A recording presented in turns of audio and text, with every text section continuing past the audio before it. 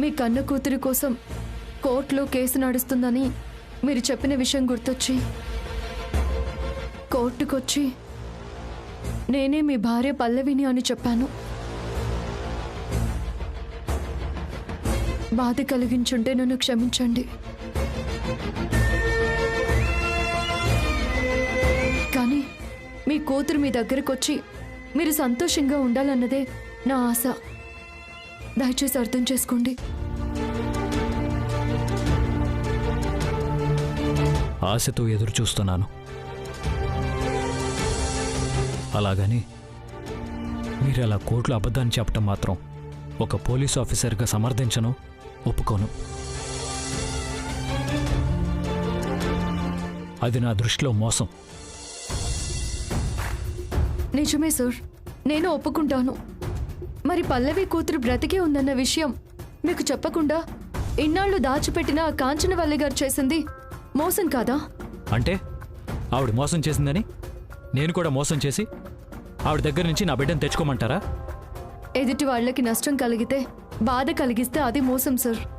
అంతేగాని మోసాన్ని మోసంతో తిప్పికొట్టడం మోసం అవ్వదు సార్, న్యాయాన్ని నిలబెట్టడం అవుతుంది. కానీ ఒక మోసాన్ని ఎక్కువ రోజులు దాచిపెట్టడం చాలా కష్టం అవుతుంది. ఈ దారిలో వెళ్ళకపోతే మీ పాపను మీరు తెచ్చుకోవడం అంతకంటే కష్టమవుతుంది సార్. ఒకవైపు భార్యను పోగొట్టుకున్నందుకే మీరు నరకం అనుభవిస్తున్నారు, మరొక వైపు కూతుర్ని కూడా పోగొట్టుకొని నరకం అనుభవిస్తారా? అసలు మీరు చేయని తప్పుకి మీరెందుకు శిక్ష అనుభవించాలి సార్? చెప్పండి. నిజమే కావచ్చు, కానీ ఈ దారిలో నా కూతుర్ని తెచ్చుకోవడం మాత్రం నాకు కరెక్ట్ అనిపించట్లేదు. సార్, ఎదుటివాడు మీతో ఎలా ప్రవర్తించాడో నువ్వు కూడా వాడితో అలాగే ప్రవర్తించు, అదే ధర్మం అని గీతలో కృష్ణుడు చెప్పాడు.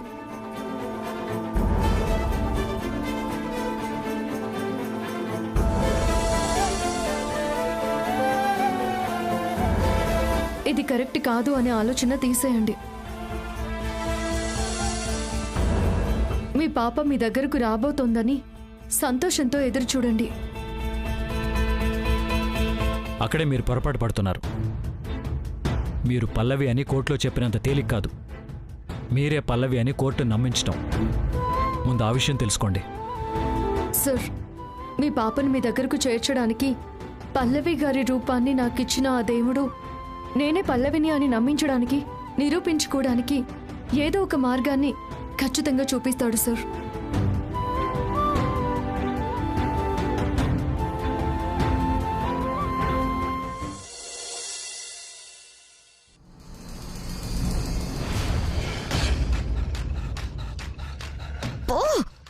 చనిపోయిన పల్లవి బ్రతికి రావడం ఏంటి? షాక్తో నాకు మైండ్ పని చేయడం లేదు.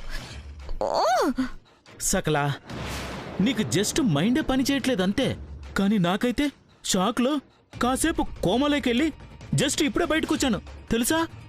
మావయ్య, నీకు విషయం అర్థం కావట్లేదు. ఏంటి, కోమలో వెళ్ళినవని బయటికి ఎలా వచ్చానా? ఆపు నీ అదవనస. అసలే పిచ్చి టెన్షన్లో ఉంటే ఇంకా ఇరిటేట్ చేస్తున్నావు. ఓకే ఓకే ఓకే, నా డైలాగ్ని నేను వెనక్కి తీసుకుంటున్నాను. నువ్వు అర్థం కాలేదన్న విషయం ఏంటో చెప్పు. ఆ పల్లవిని మనమిద్దరం మన చేతులతోనే చంపేశాం. కారులోనే దాని ప్రాణం పోయిందని ఆ రోజే కన్ఫర్మ్ చేసుకున్నాం. అసలు ఆ పల్లవి బ్రతికొచ్చే అవకాశమే లేదు. మరి అది ప్రాణాలతో ఎలా వచ్చింది?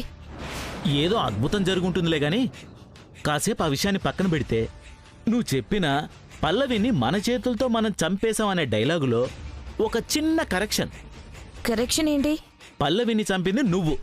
నేను జస్ట్ కార్ బ్రేక్ తీసి నీకు హెల్ప్ చేశాను అంతే. ఇదిగో నీకొక చిన్న క్లారిటీ. మర్డర్ చేసిన వాళ్ళకే కాదు, పక్క నుండి కత్తి అందించిన వాళ్ళకు కూడా శిక్ష పడుతుంది. నువ్వు నోర్మి, పెద్ద క్రిమినల్ లాయర్వి, బయలుదేరావు గాని. అత్త చెప్పింది నిజమే మావయ్య. కాకపోతే నీకు ఆ శిక్షను కోర్టు కంటే ముందు నేనే వేస్తాను. అయ్య బాబాయ్, అదండి సకలా, ఒకేసారి అంత మాట అనేసావు. మరి లేకపోతే ఏంటి? నీకు ఆస్తిలో మాట కావాలి గాని శిక్ష మాత్రం నేనొక్కదాన్ని అనుభవించాలా?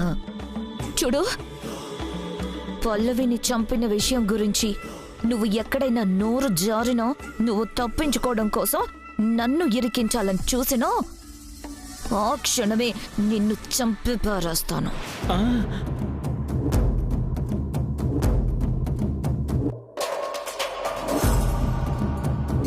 ఓయమ్మో పల్లవి ఇంట్లో అడుగు పెట్టిన దగ్గర నుంచి నా గుండె 6 అంగుళం కిందికి జారిపోయింది. పల్లవి హత్య ప్రయత్నంలో నా పేరు బయట పడకుండా ఉండడం కోసం సకల పేరు చెప్పి తప్పించుకుందాం అనుకున్నాను. కానీ నోరెత్తితే చంపేస్తానని వార్నింగ్ ఇస్తుంది. ఓ అమ్మో, ప్రస్తుతం నా పరిస్థితి ముందు నొయ్యి వెనక గోయలా తయారైంది. దేవుడా దేవుడా దేవుడా, నువ్వే కాపాడాలి దేవుడా. అయ్ బాబోయ్, అది కాదండి. సకలకి పల్లవి మీద పేకల్లోతో కోపం ఉందని నాకు తెలుసు. కానీ పల్లవిని చంపాలనుకునేంత పగే ఉంది. అదేమన్నా రామాయణమా? పదే చెప్పుకొని వింటే పుణ్యం వస్తుందనుకోవడానికి. నువ్వు అనవసరంగా ఆ ఫ్లాష్ బ్యాక్ జోలికి వెళ్ళకు. ఆ రోజు పల్లవి మీద చేసిన హత్యా ప్రయత్నం గురించి మనం మాట్లాడుకుంటున్నామని సకలకి తెలిసిందనుకో, ఈసారి మన కారు బ్రేకులు ఫెయిల్ అవుతాయి. నోరు మూసుకొని పద.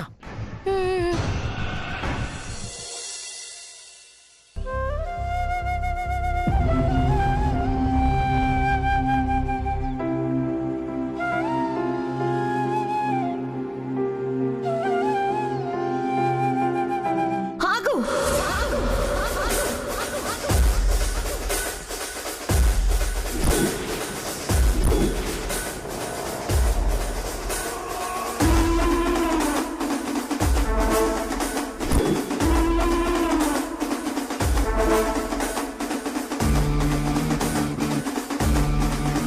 పర్వాలేదు పద. అది కాదండి, వదిన గారు ఆగమని చెప్పిన తర్వాత ఆగకపోతే ఏమైనా బాగుంటుందో చెప్పండి. నేను 5 ఏళ్ల తర్వాత తిరిగి వచ్చాను కదా. బహుశా వదిన గారు నాకు హారతిచ్చి ఆహ్వానించడం కోసం ఆగమని చెప్పుంటారు.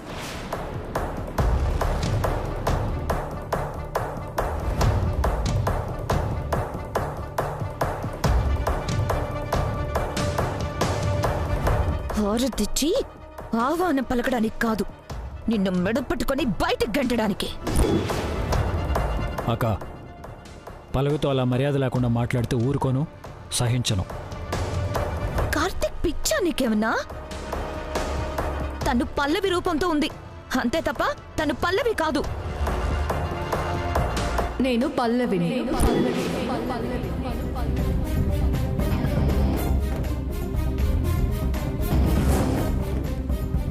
అని చెప్తే నమ్మడానికి నేనేం పిచ్చిదాన్ని కాదు. పల్లవిని నా తమ్ముడు తన చేత్తో దహనం చేశాడు.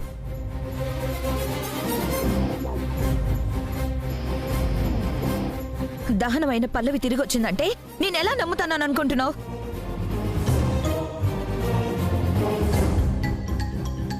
నువ్వు అచ్చం పల్లవిలా ఉండేసరికి నిజంగానే పల్లవి బ్రతికొచ్చిందని నా తమ్ముడు అమాయకంగా నమ్ముండొచ్చు. కానీ నేను ఈ సకల అంత తేలిగ్గా నమ్మదు. నిన్ను ఇంట్లోకి అడుగు పెట్టనివ్వదు. మీరు నమ్మినా నమ్మకపోయినా నేను పల్లవిని. ఇదే విషయాన్ని నేను కోర్టులో కూడా చెప్పాను. ఇక మీ నమ్మకంతో నాకు పని లేదు. నువ్వు పల్లవివని జస్ట్ చెప్పావు అంతే తప్ప నువ్వే పల్లవివని కోర్టు ఇంకా నిర్ధారించలేదు కదా. మరి కోర్టు నిర్ధారించకుండానే నిన్ను నేను ఇంట్లోకి ఎలా రానిస్తాను? అక్క, తను పల్లవి అని నేను నమ్ముతున్నాను. నా నమ్మకానికి నువ్వు అడ్డు చెప్పకు, తన ఇంట్లోకి రాకుండా అడ్డుపడకు. పల్లవి, పద.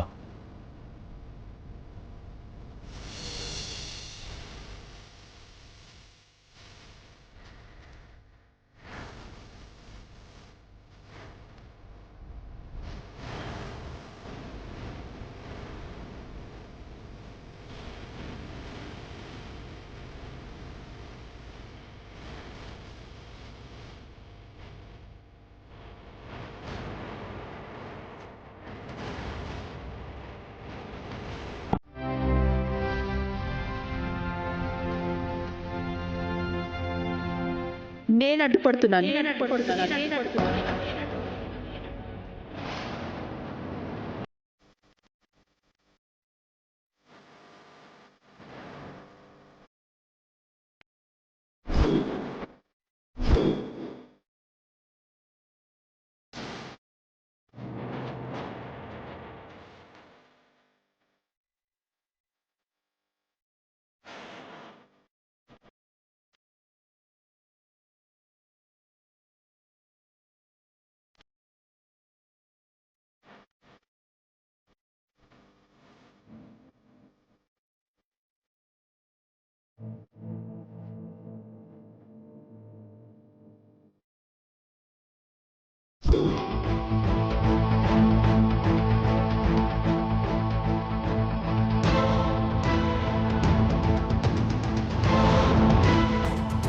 ఏంటమ్మా నువ్వు పల్లవిని ఇంట్లోకి రానివ్వకుండా నువ్వు అడ్డుపట్టం ఏంటమ్మా?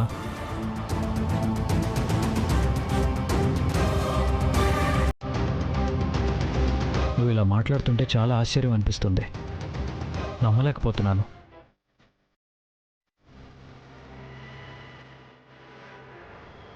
తను నిజంగా నా కోడలు పల్లవి అయితే నేనే దగ్గరుండి హారతిచ్చి తనని ఇంట్లోకి తీసుకువచ్చి ఉండేదాన్ని.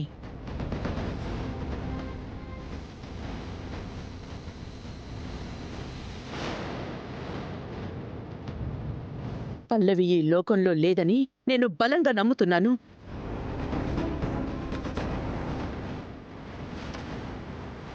అంతేకాక ప్రస్తుతం నా కోడలంటే రాధిక మాత్రమే అని అంతే బలంగా నమ్ముతున్నాను.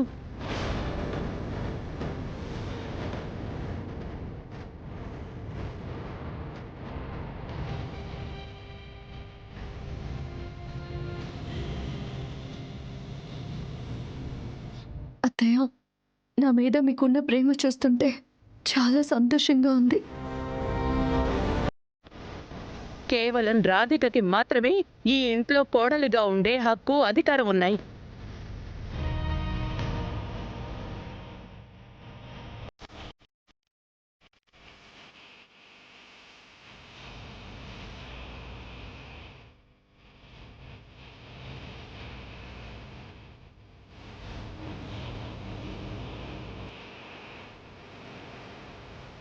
తన రూపం పల్లవిలా ఉన్నంత మాత్రాన తను నా కోడలు కాదు, కాలేదు.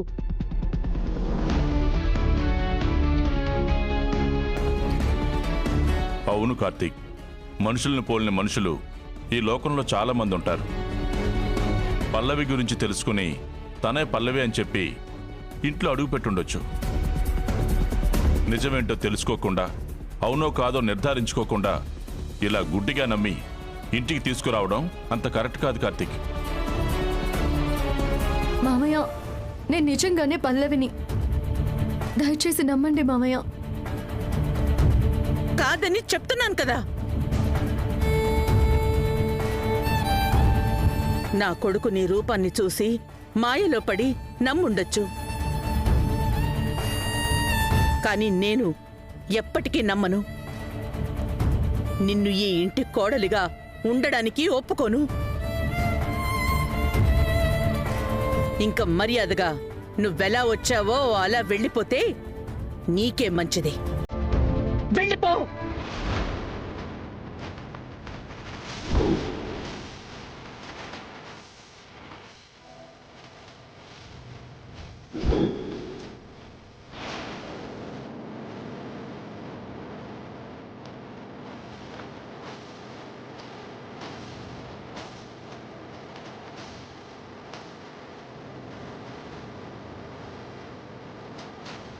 అత్తయ్య, నేను చనిపోయానని ఇన్నాళ్ళు మీరు అనుకున్నారు కాబట్టి, ఇన్నాళ్ళ తర్వాత నేను వచ్చాను కాబట్టి మీరు నేను పల్లవినని నమ్మకపోవడంలో అర్థం ఉంది. కానీ నన్ను మీరు ఇంటికి రానివ్వను అని చెప్పడం మాత్రం న్యాయం కాదత్తయ్య. ఎవరో ముక్కు మొహం తెలియని వాళ్ళు నా కోడలని చెప్పొస్తే నా ఇంట్లోకి ఎలా రానిస్తాను?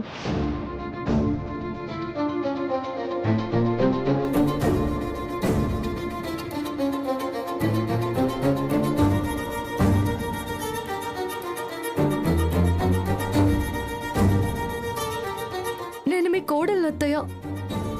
ఈ క్షణం మీరు ఒప్పుకోకపోయినా చాలా త్వరలోనే ఈ విషయం మీకు అర్థమవుతుంది. చెప్పాను కదా, నా కోడలు కేవలం రాధిక మాత్రమేనని.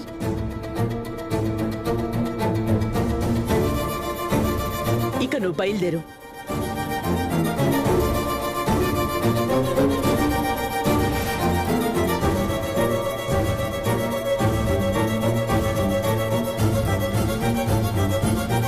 అమ్మా, తనని పల్లవి నేను నమ్ముతున్నాను.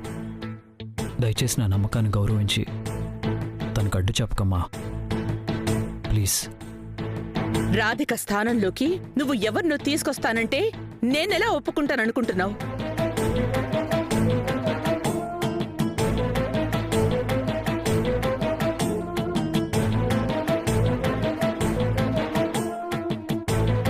అత్తయ్య, మీరు అవునన్నా కాదన్నా నేను మీ కోడల్నే. నా అత్తయ్య గారేంటో నాకు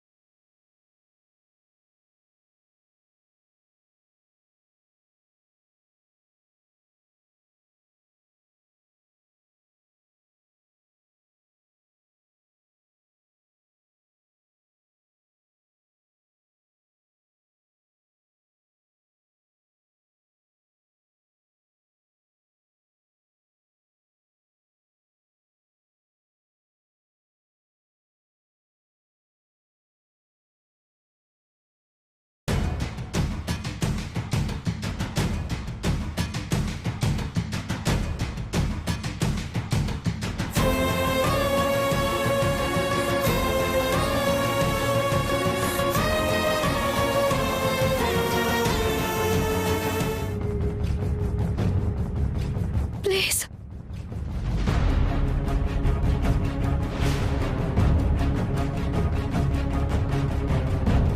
అసలు నిన్ను నేను కోడలుగానే చూడనప్పుడు నీకు నిరూపించుకునే అవకాశం ఎలా ఇస్తాను?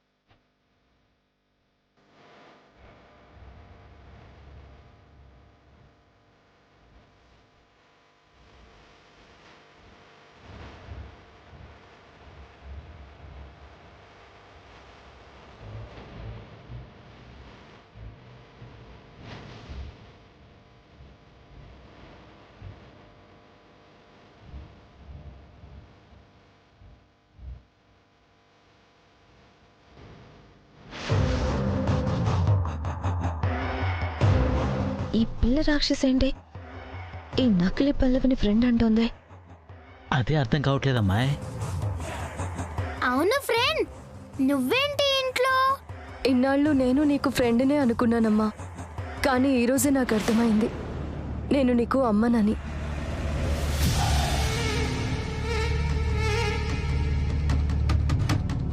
ఇదేంటి మావయ్య, స్వీటీకి అమ్మ అని చెప్తుంది అంటే కొంపతీసి స్వీటీ పల్లవి కన్ను కూతురని ఈ నకిలీ పల్లవికి తెలిసిపోయిందా ఏంటి?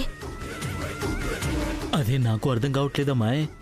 నువ్వొకటివి ప్రతిదానికి అదే అర్థం కావట్లేదు అని అంటావు.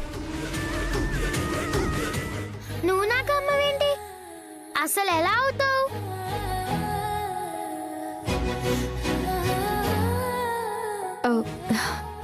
నువ్వు ఆయనకి కూతురివి కదా, అంటే నాకు కూతురివే అన్నమాట.